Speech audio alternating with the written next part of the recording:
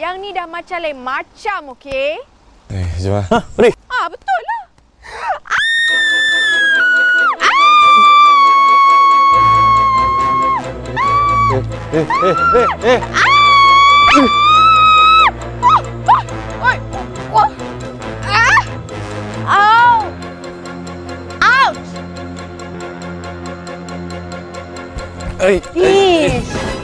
Are you okay? Tak payah nak buat-buat concern lah. Kau dah saja kan? Nampak ai? Lepas tu nak kena ke ai? Motif? Sebab dengki lah. Tak boleh nak tengok orang senang. You tu siapa yang nak dengki? Alah, I tak minat langsung lah dekat you. You not my cup of tea. Korang dua adik-beradik ni sama je. Poyo dua-dua. Yang poyo tu you. Perasan. Buang masa je cakap dengan korang ni. Baliklah. Nak pergilah ni. Alah, jalan punya lah besar. Jalan punya besar kat sini juga nak lalu Pandai. Bang. Ya Allah, macam manalah Umi boleh jodohkan dia dengan abang? Perangai, ya Allah, Masya Allah, dah macam langit dengan bumi dah. Dah, tengok kata orang. Dah, jom. Faham aku.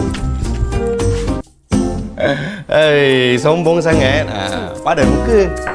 Jatuh tertonggeng Umi, gelabah dia. Buta. Li punya lah tahan gelak, tak nak gelak depan dia. Aduh, poyo. Ni, Jos tak tolong dia? Abang nak tolong kasih. Lambat lagi. Abang tengok dari jauh je. Ni yang jadi hero tadi. Teruk tak luka dia? Alah, sikit je. Dia tu yang kecoh lebih. Memanglah Umi turun bukit naik skuter. Memanglah laju. Tak apa, biarlah dia. Pengajaran untuk dia. Lepas ni tak adalah buat dah. Pengajaran untuk dia? Apa kat pengajaran untuk... Ni, Umi pelik macam mana diorang sama time. Seorang skuter, seorang jogging. Umi rasa diorang pakat. Sebab dua-dua ketul ni ego diorang tinggi, tak nak mengaku. Tak nak mengaku. Kalau ya pun Umi, tolonglah cari jodoh yang elok sikit untuk abang tu. Kasih. Ya Allah. Hai. Poyo. Kasih poyo? Bukankah diorang memang rapat dari dulu? Memanglah rapat, tapi sekarang ni diorang punya rapat tu lain macam, kau tahu tak? Kau ada bukti ke? Babe, Eddie tu boyfriend aku. Aku tahulah dia dah banyak berubah dah sekarang. Dulu kalau boleh dia nak melekat je dengan aku 24 jam. Sekarang ni banyak now alasan dia. Tutup aku tengok dia lepak dengan Diana. Kau rasa?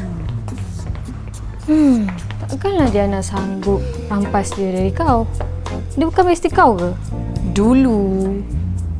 Sekarang ni sama je dia dengan Eddie. Banyak je alasan, sibuk sangat. Babe, kita ni perempuan, babe. Kita ada perasaan tu, sixth sense tu. Kita boleh rasa. Aku rasa memang betul lah dia orang couple.